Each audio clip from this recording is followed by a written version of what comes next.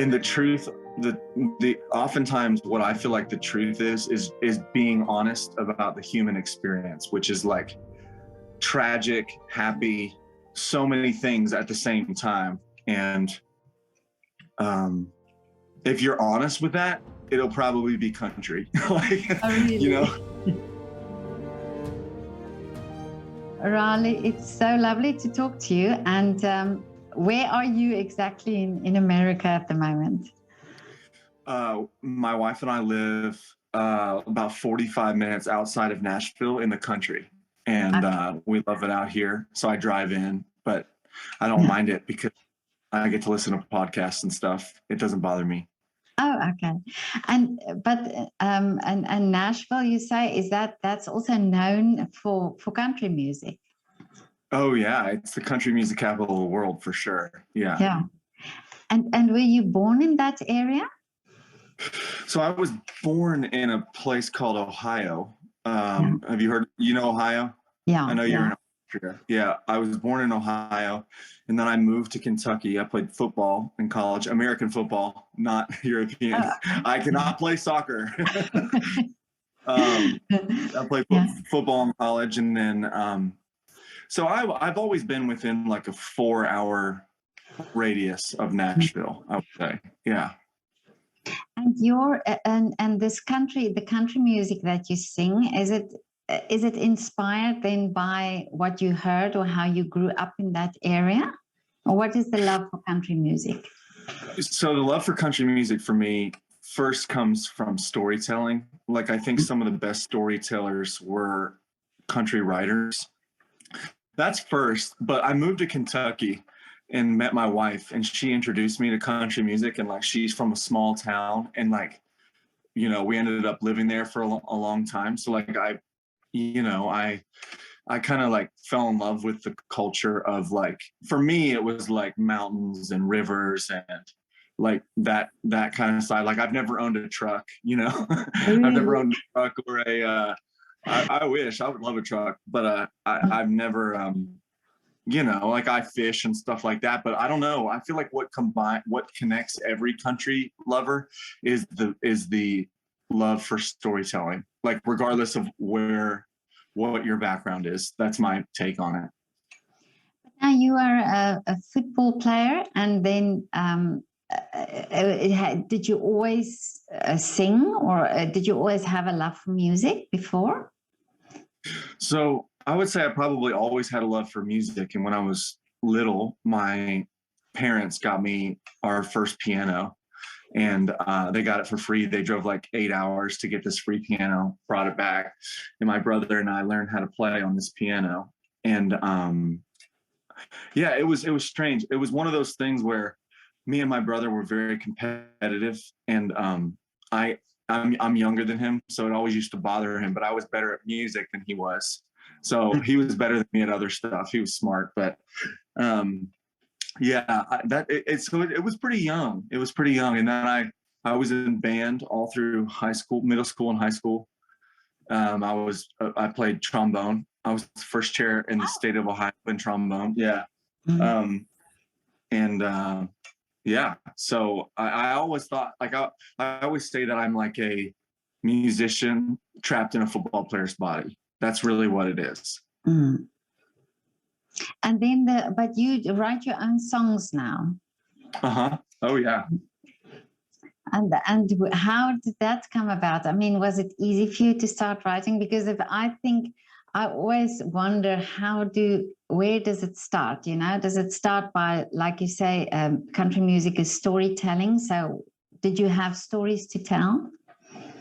I definitely had stories to tell and still do, but it starts different ways. And I don't know, I feel like for me, it first started out with just like this pure desire to want to make something good and create it out of nothing. And then you realize, looking back after a number of years, like, it's really important just to write bad songs for a long time. Like, just get all your bad songs out, learn how to do it. And they always say, like, your first 500 songs are throwaways. That's what they say in Nashville. Just because it takes time. It takes time. There's no escaping the development process of writing. I don't know any person in the history of the world, maybe I'm wrong, that their first ever song or book or anything was just like a masterpiece. Like, do you know anyone like that? I don't. No, that's true. It's part of the process, that you develop and that you evolve, I think. Yeah. Yeah, so that's kind of where it started. But as far as now, oftentimes songs come. This is really weird, but I'll be sitting at the piano, and I will just mess around and screw up for like 30 minutes until I find something that I like, and then I'll run with that. And oftentimes for me, the lyrics literally just come out based on some internal thing that I'm feeling a certain way, and that's how it's coming out in the lyric. It's expressed. It's like for me, it's less crafted and more of like how I feel coming out. Like, and that's why if I'm co-writing with someone, I really like someone who's great at like crafting a song all together. Whereas like what I'm good at is like the out of nowhere, like little bits of creativity that you need to make a song stand out, Yeah, so that's kind of how it works now, but it's just every day is different. Like sometimes I'll start with a song title first and completely make up a story. It just depends. But so what you're singing about is not real life. I mean, it's not what happens to you. Is it just made up stories? Oh no, most of my stuff is very personal. Okay.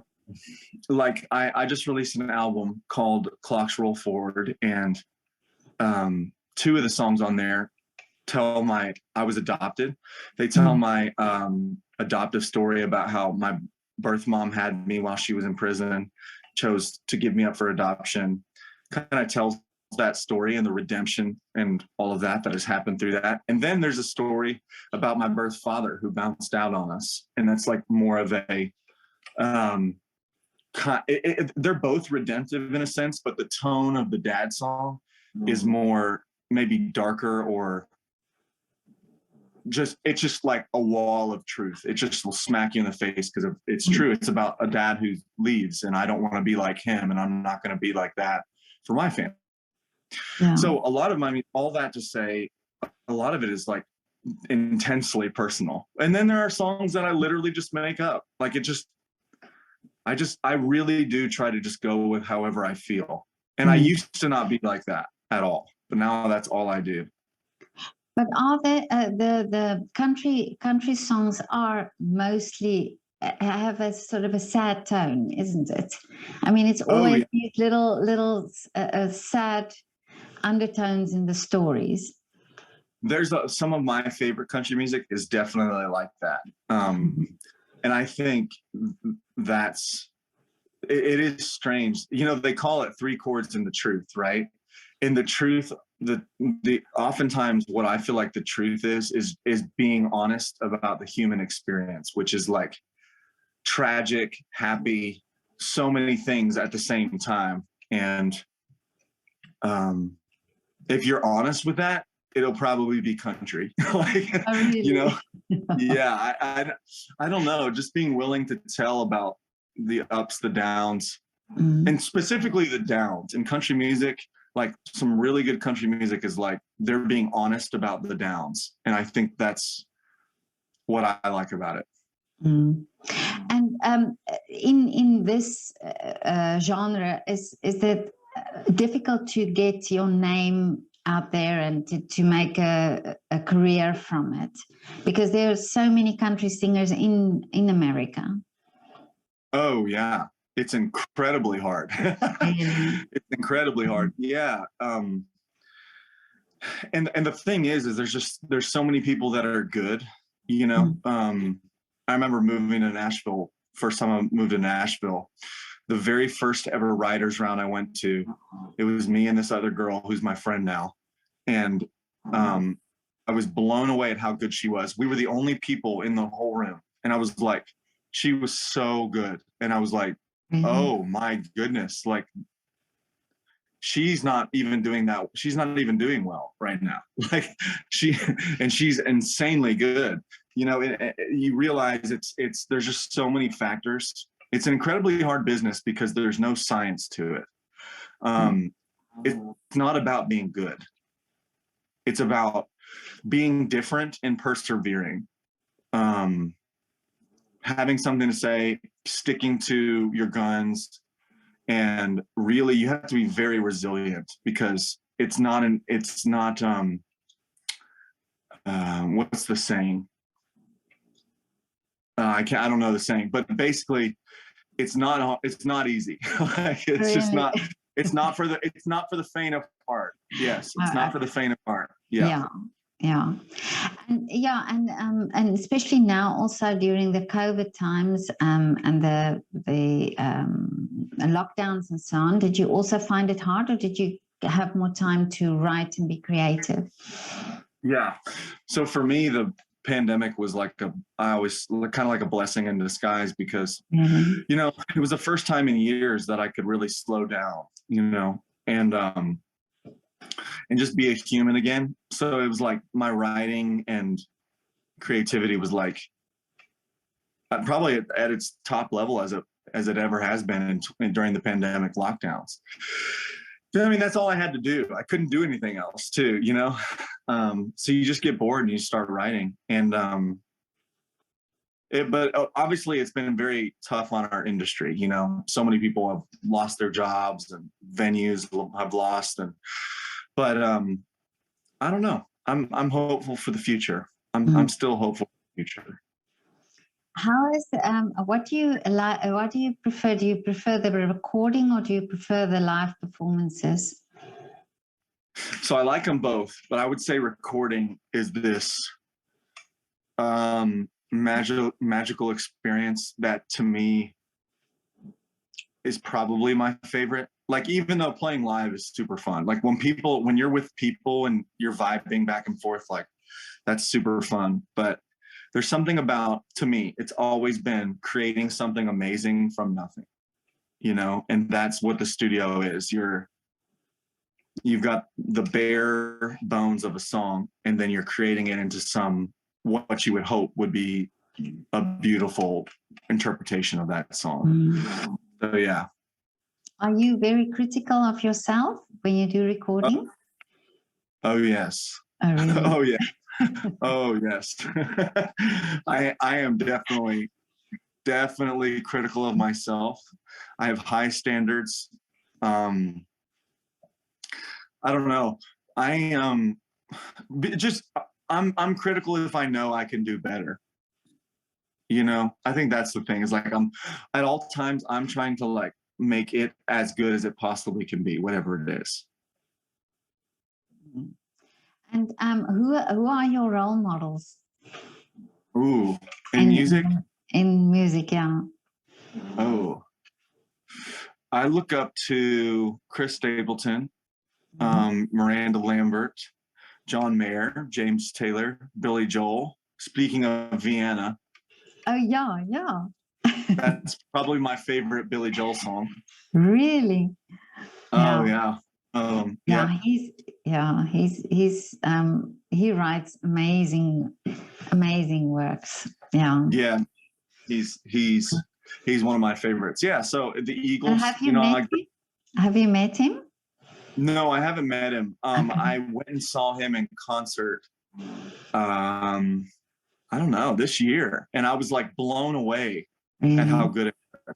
Yeah, it was very inspiring. I went and saw him. I was like, gosh, his band, they were so good. They were so tight.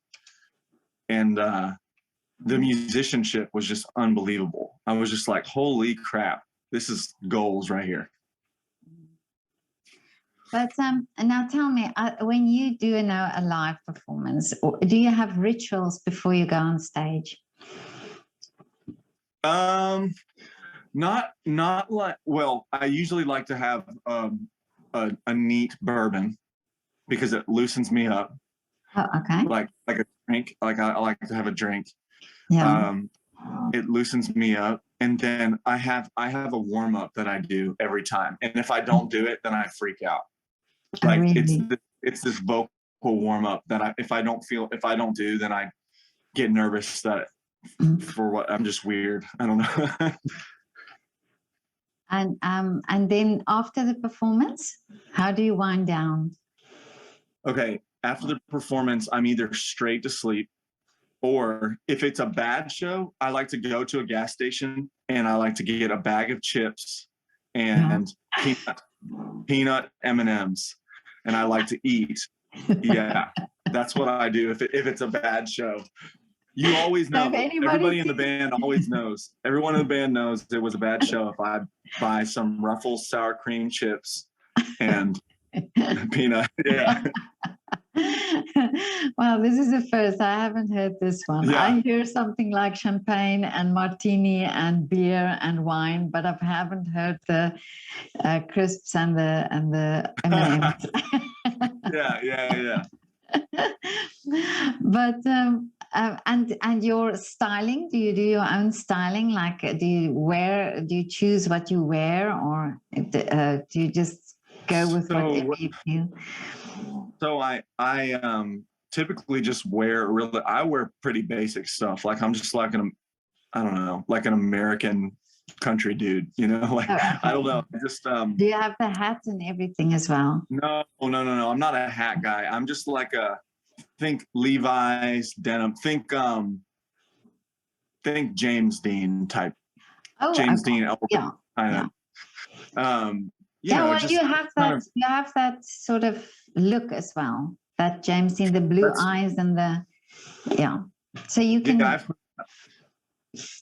you can easily go for that look.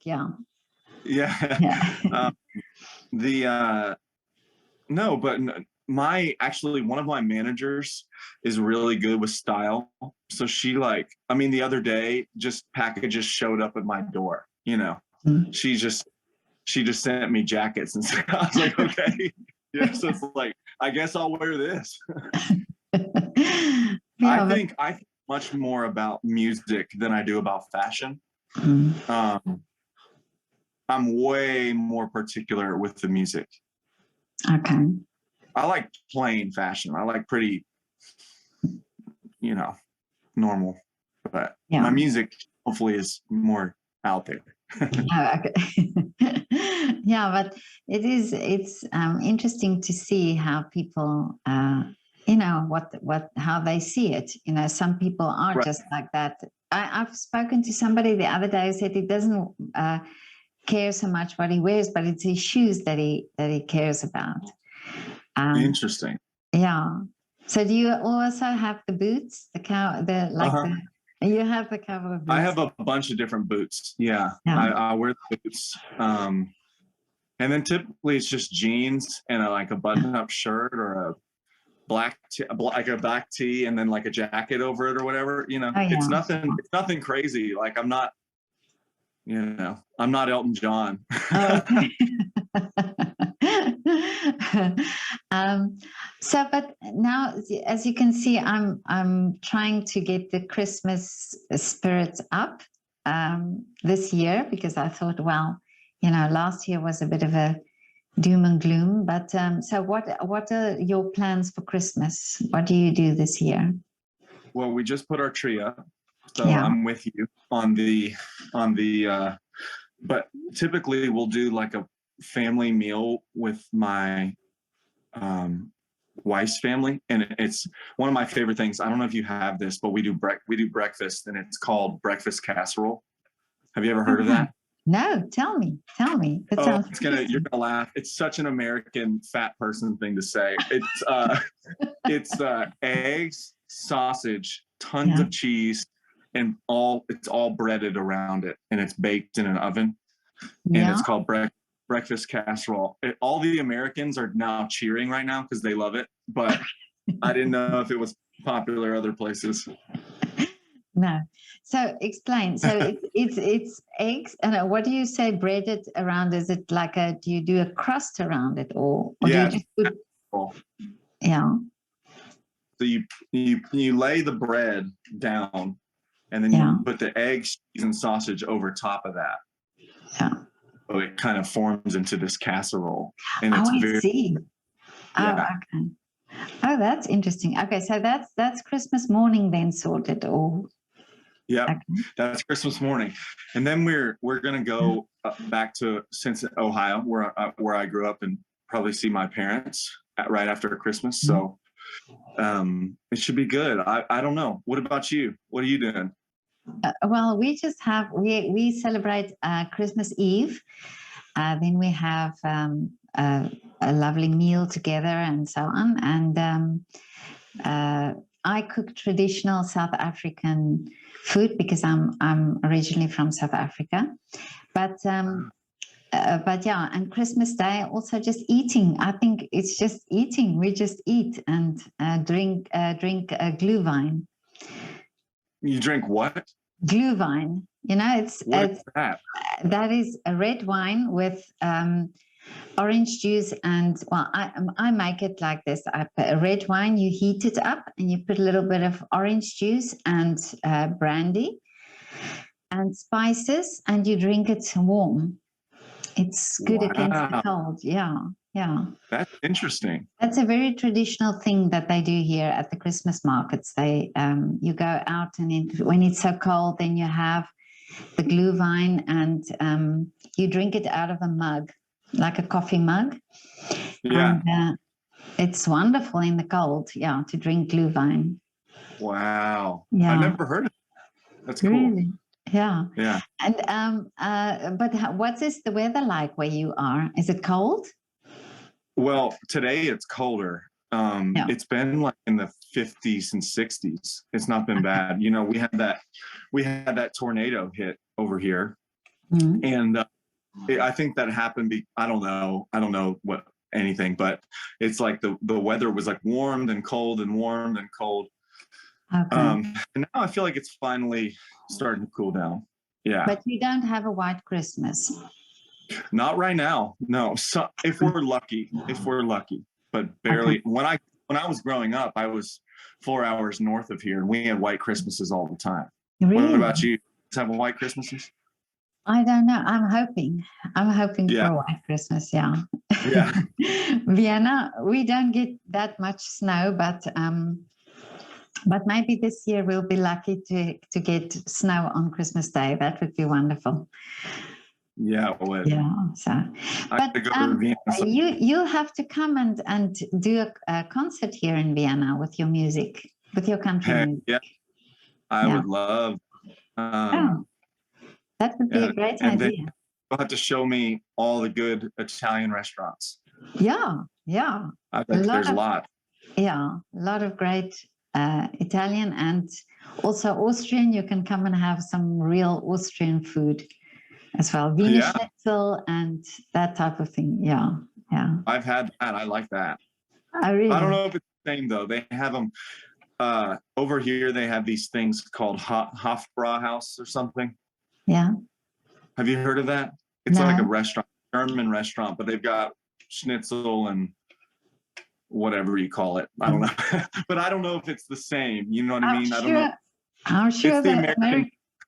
Yeah. I'm sure the Americans put their spin on it. Oh, Oh, you have to tell me first before we go, what is your wish for 2022? ooh. So I had a goal this year to get to 200,000 monthly listeners on Spotify, and this is funny that it happened today. So it just Really? finally. Oh, It just wow. happened. What's Yeah. that? That's amazing. I know, it's crazy. Yeah. So Yeah. I don't know.